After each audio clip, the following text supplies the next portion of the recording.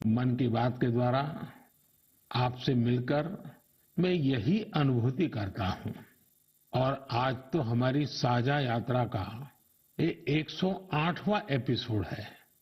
हमारे यहाँ 108 अंक का महत्व, उसकी पवित्रता एक गहन अध्ययन का विषय है। माला में 108 मन के, 108 बार जप, 108 दिव्य क्षेत्र, मंदिरों में 108 सीढ़ियां, 108 घंटियां, 108 का ये अंक असीम आस्था से जुड़ा हुआ है। इसलिए मन की बात का 108वां एपिसोड मेरे लिए और खास हो गया है। इन 108 एपिसोड्स में हमने जन भागीदारी के कितने ही उदाहरण देखे हैं, उनसे प्रेरणा पाई है। अब इस पड़ाव पर पहुंचने के बाद हमें नए सिरे से नई ऊर्जा के साथ और तेज गति से बढ़ने का संकल्प लेना है। और ये कितना सुखद संयोग है कि कल का सूर्योदय 2024 का प्रथम सूर्योदय होगा। हम वर्ष 2024 में प्रवेश कर चुके होंगे। आप सभी को 2024 की बहुत बहुत शुभकामनाएं। साथियों, मन की बात सुनने वाले कई लोगों ने मुझे पत्र लिखकर अपने यादगार पल साझा किए हैं। ये 140 करोड़ भारतीयों की ताकत है कि इस वर्ष हमारे देश ने कई विशेष उपलब्धियां हासिल की है। इसी साल नारी शक्ति वंदन अधिनियम पास हुआ, जिसकी प्रतीक्षा बरसों से थी। बहुत सारे लोगों ने पत्र लिखकर भारत के 5वीं सबसे बड़ी अर्थव्यवस्था बनने पर खुशी जाहिर की। अनेक लोगों ने मुझे G20 समिट की सफलता याद दिलाई। साथियों, आज भारत का कोना कोना आत्मविश्वास से भरा हुआ है। विकसित भारत की भावना से, आत्मनिर्भरता की भावना से ओतप्रोत है। 2024 में भी हमें इसी भावना और मोमेंटम को बनाए रखना है। दिवाली पर रिकॉर्ड कारोबार ने ये साबित किया कि हर भारतीय वोकल फॉर लोकल के मंत्र को महत्व दे रहा है। साथियों, आज भी कई लोग मुझे चंद्रयान 3 की सफलता को लेकर संदेश भेजते रहे हैं।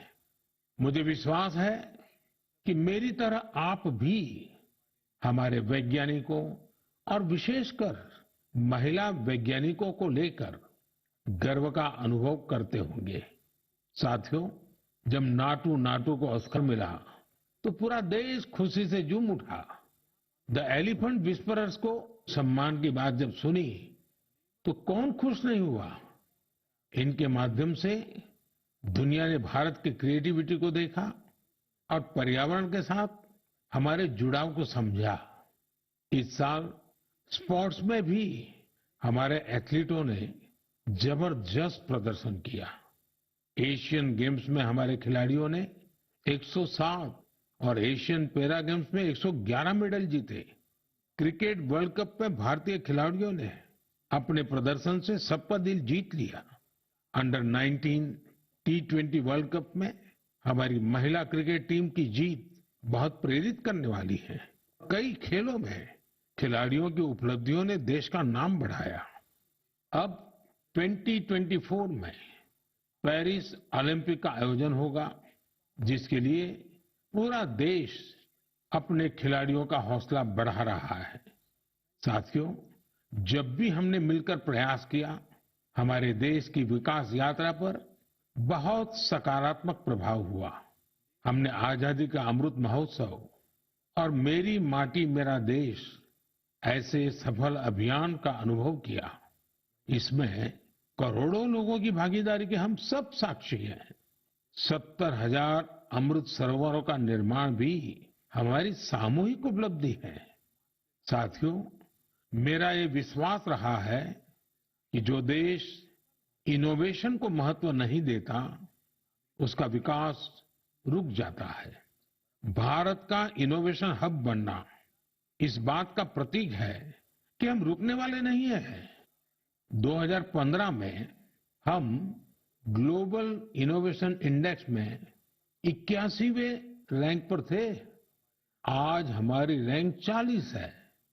इस वर्ष भारत में फाइल होने वाले पेटेंट की संख्या ज्यादा रही, जिनमें करीब 60% डोमेस्टिक फर्म्स के थे। क्यूएस एशिया यूनिवर्सिटी रैंकिंग में इस बार सबसे अधिक संख्या में भारतीय यूनिवर्सिटी शामिल हुई है। अगर इन उपलब्धियों की लिस्ट बनाना शुरू करें तो ये कभी पूरी ही नहीं होगी। ये तो सिर्फ एक झलक है भारत का सामर्थ्य कितना प्रभावी है।